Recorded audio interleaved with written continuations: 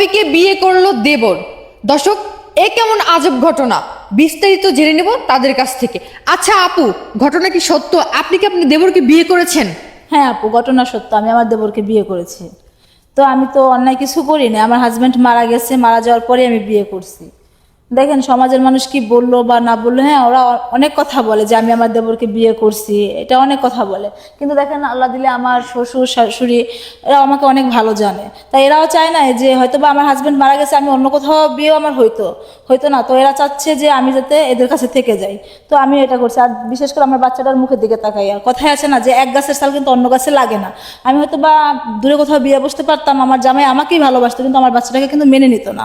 আর অতএব আমি আমার দেবরকে বিয়ে করছি আমার বাচ্চার দিকে তাকাইয়া বা আমার শ্বশুর শাশুড়ির দিকে তাকাইয়া, যে আমার বাচ্চাটা ও হয়তো বা ওর ভাইয়ের ছেলে, ও কষ্টটা বুঝবে, ও যতটা আদর করবে বাইরের একজন কিন্তু করবে না।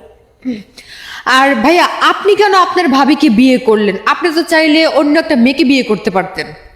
তা তো অবশ্যই, কিন্তু আমার বাতিজার মুখের দিকে তাকায় আর কি আমি আমার ভাবিরে বিয়ে করছি। যেহেতু ভাবি যদি অন্য জায়গায় বিয়ে করতো তাহলে আমার মানে বাতিজা মনে করেন যে অবহেলায় থাকতো, খুব কষ্টে থাকতো। তো ওটা আমার সব মানে সহ্য হতো না, তা এর জন্য আমি ওনাকে আর কি বিয়ে করছি। তো আমার শুধু একমাত্র আমার বাতিজার জন্য, আমি আমার বাতিজাকে খুব ভালোবাসি। এখন মনে করেন যে সমাজে মানে চা খাইতে গেলে দোকানে মানে অনেক মানুষ অনেক মন্তব্য করে, যে আমার বন্ধু বান্ধব আছে তারা আমার সাথে আর কি কথা বলে না এই বিষয় নিয়ে আর কি। তো আমি মানুষে কি বললো